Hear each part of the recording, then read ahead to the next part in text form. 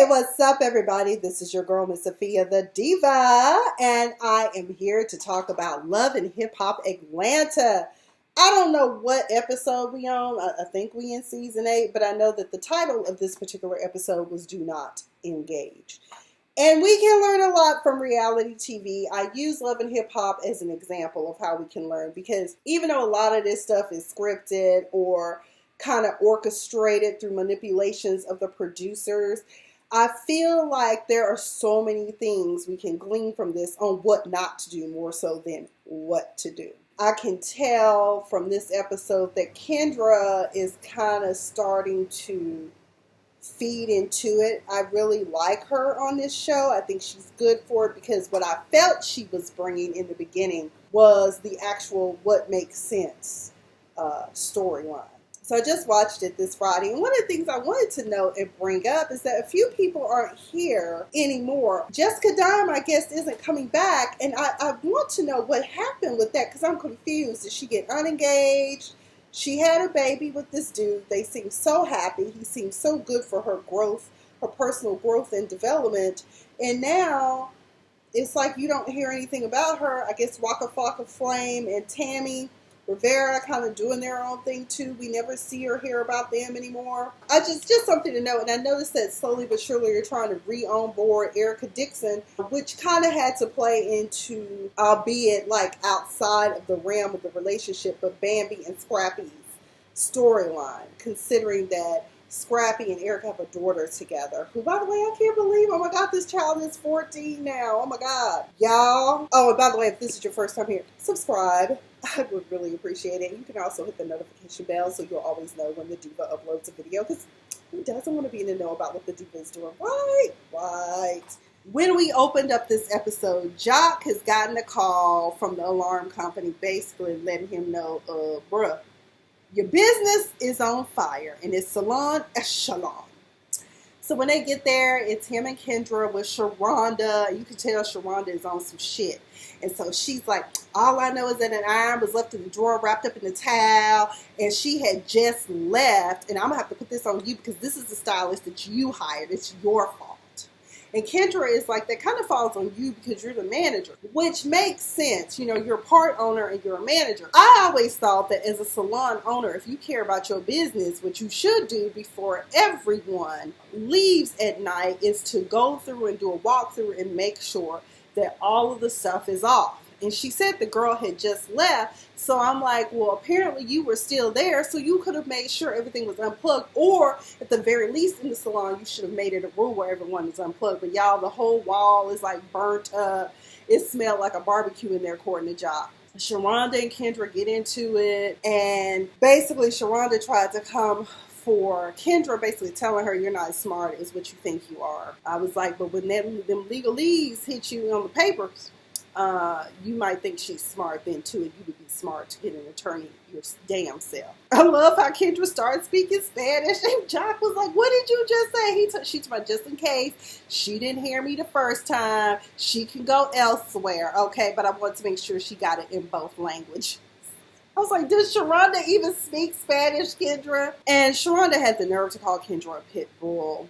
I was like, whatever. Scrap and his daughter Imani are playing basketball at this basketball center in Decatur, and Imani basically tells him that I want everyone to be at my 14th birthday party. And little Scrappy basically says he's going to do what he can to make it happen. And later on, just to wrap up their storyline, Erica has a baby shower. As you know, she just recently gave birth to twin daughters. Oh my God, she has 3 little girls. Oh my God. Well, Imani will be grown and gone soon.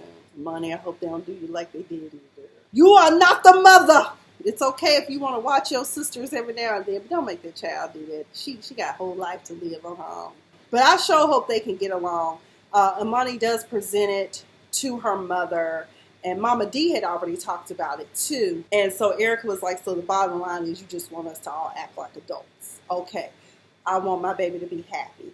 because Erica even admits that she really hasn't been able to invest a lot of time because this pregnancy has been very tiresome on her. So let's see how that happens. Also during this episode, Scrap DeLeon shares with us that he really wants to get his life together. He no longer wants to mess with the streets. So he's partnered with one of his Muslim brothers, and they're going to open a place called Seafood and Things.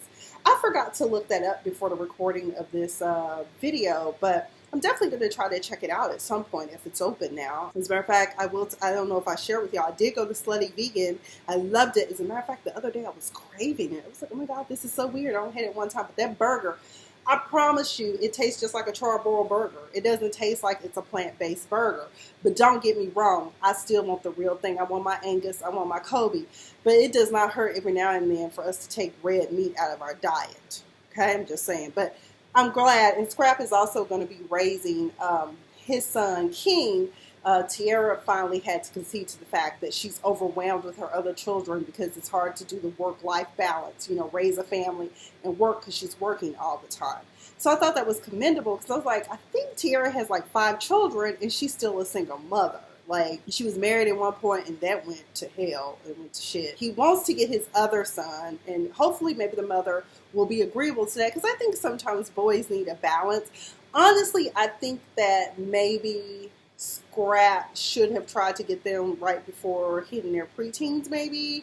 But I mean, I'm not, even though I am studying childhood psychology and all that stuff right now, I just feel like boys also need their mothers and fathers. That's why we always pray and hope for the true family dynamic. That's not always plausible in this day and age, but I think it's always good to have a balance. We find out that Sierra's business is going well. I still have not dropped by the glam shop because I think she does microblading, and ultimately I want to do that. And if I want it done, I would love for Sierra to do it. Or maybe it's lashes, that's her thing. I'm not into that stuff. I have my own lashes. I hate doing it. It's a lot of work. That's why I'm a diva, but I'm a diva in some respects. Like, my clothes have to be on point for the most part. My hair, for the most part, has to be on point. I know sometimes they ain't always, because these days times is hard, baby. It's hard out here for a diva. But she has bought the building, and because a lot of times, people always get upset when businesses close. I don't know if y'all realize this, but a lot of times people are just leasing the space versus buying it. Which, when you're first starting out in a business, it makes sense. That way, you're not responsible for the repairs a lot of the times. The way, just like renting an apartment or a house, But she has bought it doing, the upgrades and stuff like that. BK comes by. She does confess to the girls when they're having girl time at some point during this episode that the reason why she stood up Scrap, when she was at the wine tasting, which we're going to get into that, with Spice and Shekinah is because her and BK are still unfinished business. And he comes by and he tells her, I know I was wrong for what I said and all of this, but we're good for each other. You love me, come back home. And I was still trying to figure out how you in a construction zone in stilettos, open toe. I didn't understand that. But, this is stuff I noticed, okay? But at the wine tasting, it just really disturbed me how Spice reacted to Shekinah's comments. Shekinah in no way, unless there was some editing done, in no way dragged Akbar V's children. What it was, Akbar showed up to the wine tasting. And also, I didn't like the way Shekinah delivered how Scrap was there. Because Sierra was like, yeah, I was supposed to be at your event. Scrap invited me, but I stood him up because of BK. We're still not finished. And Shekinah goes, oh, yeah, he was there with Akbar V. He was not there with her. What it was, she happened to see him and came in and sat by him. And that's when the mess broke out. And so Shekinah was trying to explain to them that the reason why her and Akbar have beef is because Akbar got with her ex-boyfriend and procreated. And what she couldn't understand is why is it that Akbar B was out antagonizing her? That was years ago, first of all. And if you not at home trying to raise your 5 children, or you not in the studio, don't come for me. And that's just like, hold on. I'm not going to let you talk. You don't say anything about the kids, okay? You don't say anything. And I was like, she's not talking about them. But I just felt some type of way about Spice doing that because I felt like only hit dogs holler. And what I mean by that when it comes to Spice, because I like Spice, but I feel like she feels guilt for being away from her children because, you know, she leaves her children in Jamaica, I assume being raised by family members. But I don't think she should feel any guilt for it. You're doing what you got to do to provide. Unfortunately, in these situations when your mother is an artist or your father is an artist trying to build a life, sometimes children don't understand. It's like you see it all the time. Like I remember Angie Stone and her older daughter had a problem with her always being gone, but yet you had a great life. You know, you got to learn how to see it from all sides, and that comes with maturity, okay? So Spice, don't feel guilty. You're doing what you got to do. If your children are taken care of, so be it. Maybe once you get more established, you can take them on the road with you and have private tutors so they won't ever be away from you. Kendra, this is where I say I'm concerned about Kendra starting to fall for the Mona Scott formula as far as the drama goes. So Shekinah told Carly last week, so Carly would start to feel better because she said she's only happy when she's wreaking havoc on other people's lives by spreading gossip. So I'm going to give her some. I don't think Shekinah realized the damage and demolishment that one statement would bring. It's kind of like a pebble in a lake, the ripple effect. And Carly, she told Carly that Jock and Sharonda possibly were messing around with one another and that he was always flirting with the stylist, and that's why his business with Sharonda was so dysfunctional and messed up. So Carly fed this to Alex and Cena. How her and Cena are friends, I still don't understand that because she was messing around with Jock when Jock was supposed to be with Cena. Also, Jock has said he'd been with Kendra for 4 years. He probably had been dating and seen her off and on, but hadn't fully committed until here recently. We have those type of relationship dynamics in this day and age and probably always have had them like that. But she's hanging out with them. And Cena was like, I have to tell you something about Jock. I think that it's only fair. And that's when she tells her, word on the street is he's sleeping with Sharonda and that he's messing around and flirting and being inappropriate with the stylist. Now, Kendra had told him she'd already laid down the law on Mr. Jacil. But she said, I can't keep doing this anymore. She was like, my ride is here. I'm going to go talk to him. And so she talks to him and tells him, we done for now. And that's when he goes and confronts his baby mama. Cena was like, you know, you wrong for that. And she was like, well, now you know how it feels because you always in my mix. And I was like, okay, well, now this makes sense. So Cena's getting some get back. 2 wrongs don't make a right. But unfortunately, some of these people on these shows, they don't have that rationale and wherewithal, or they haven't reached that level of not being so petty. Because even though he's in your mix, so be it. You know, just kind of try to keep your stuff on the low. Plus, I'm pretty sure as a father, especially to daughters, he definitely wants to know what men are around his daughters. Every father, unless they perverse, should always be concerned about what man is around my girls. And sometimes they're boys too. Who's around your children, period. I didn't know Sharonda was married. I was like, oh, Lord, I doubt Jock is messing with that. But then again, I don't know. I think Jock like all the women, okay? I think he like all the women. Big girls, little girls, ugly ones too. Pretty, built bad, built good, it don't matter. So Spice, after learning that Akbar has these children, she feels like even though I'm not cool on her because I'm sick of her saying this flew here, grew here shit, but I'm going to try to reach out to her and find out why she's so angry because I want to help her. And I can understand that. That mother to mother, woman to woman, let's talk. So Akbar comes to the studio and was like, oh, bitch, you ain't gonna be jumping over those tables. And I'm sure, ooh, you don't like the word bitch. I don't either, Spice. That's one of the things we agree on. I think that it's so, I'll use it every now and then, but like, you ain't never got to worry about me and my homegirls walking them. I'm like, oh, bitch, girl, your hair is laid, bitch. Yes, bring it, bitch. I don't like that. And one of my favorite comedians and entertainers does that, but that's just part of his moniker and who he is. But he do be dropping some knowledge, so that's why I let that fly with him. But for the most part, women, You bitch to me is like fighting words. That's why one of my friends and we are no longer friends, because she used to say that stuff to me and I kept telling her don't do it. Amongst others, she did some other stuff too. But I digress. So Akbar shared she had been out on the streets since she was 14.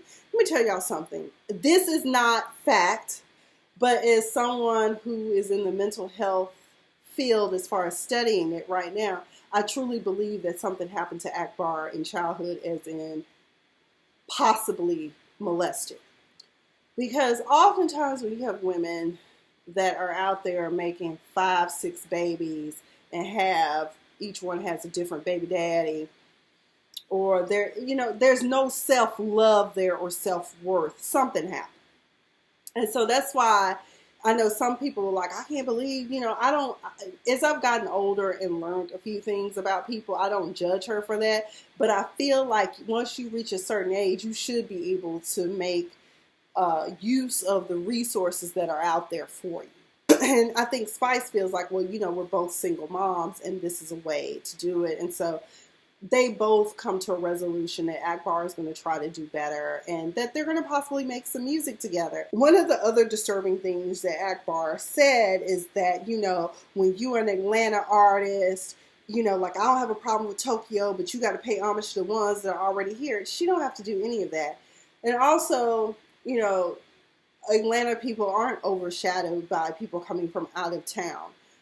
If you are talented, you will shine. If it is your time, you will shine. What's meant for you, if it's meant for you, don't worry, baby. You gonna get it. Your plate will be at the table, okay?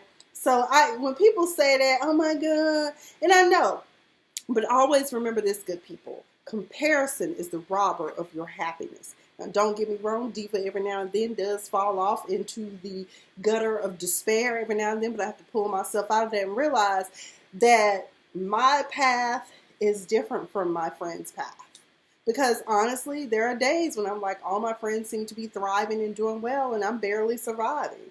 And I have all this education, and I'm trying every day. I mean, I posted for a job recently, and they turned around and told me no within 2 hours. I was like, wow, that's cold-blooded.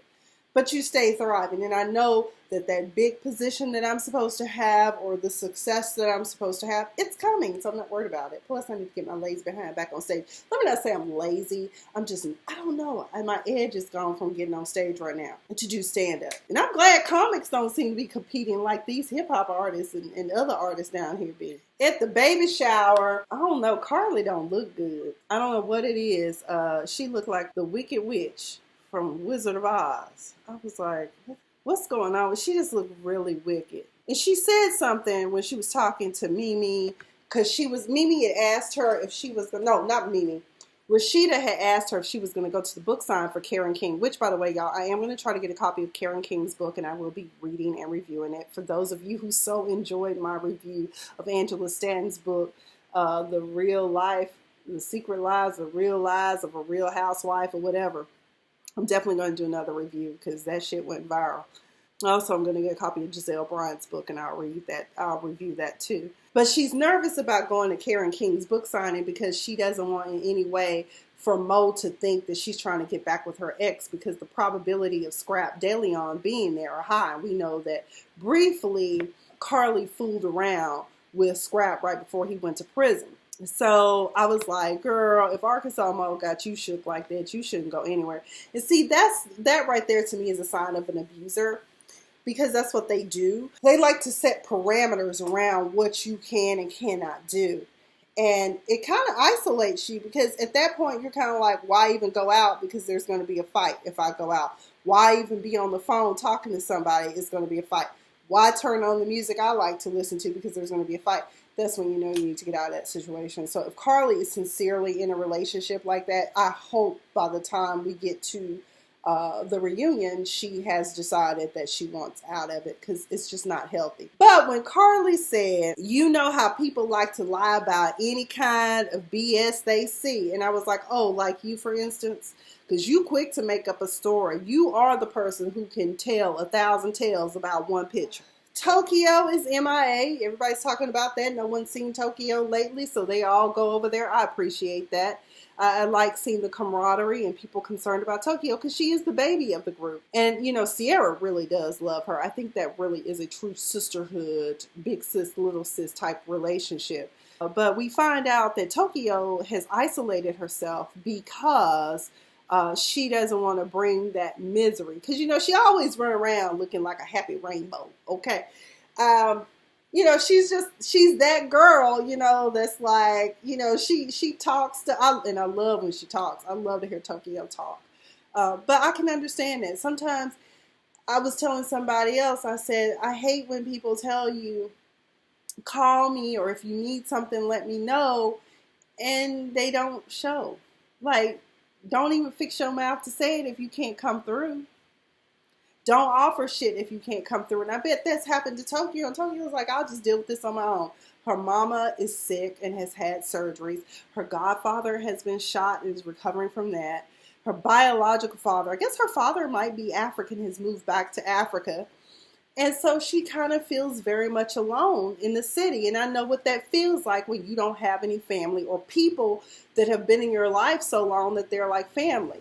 Like here in Atlanta, sometimes I honestly do at times feel very much alone and isolated because I don't have the kind of friends I had when I was in LA or Dallas or even Tulsa.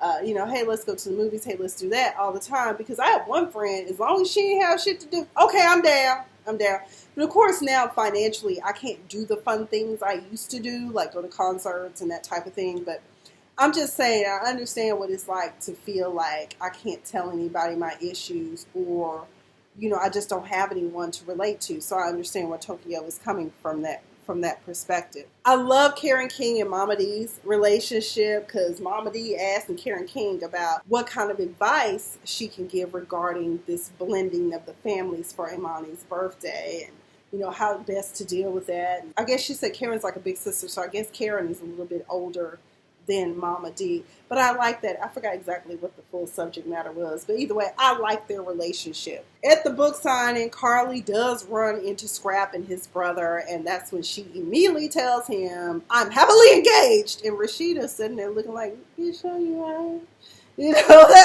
Not that, and yes, I did say bitch, but I'm just saying that that's how she was looking like, bitch, no, you ain't. She's not. You're not happily engaged. You keep saying in your confessionals that things are off with you and Mo. So, I don't know. And then even Scrap was like, why are you acting so weird around me? His brother was like, yeah, what's up with that?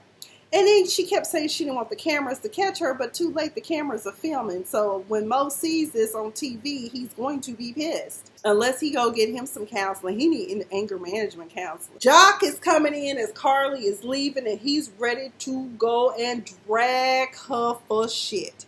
Because I think Cena shared with him that Shekinah, that Carly said what Shekinah had said. That's how he knew it was Carly. So now that Jock knows who the source is, who's spreading it, he's like, okay, Carly, word on the street. He was like, her relationship is not that great. So now she wants everyone to get on the misery boat with her.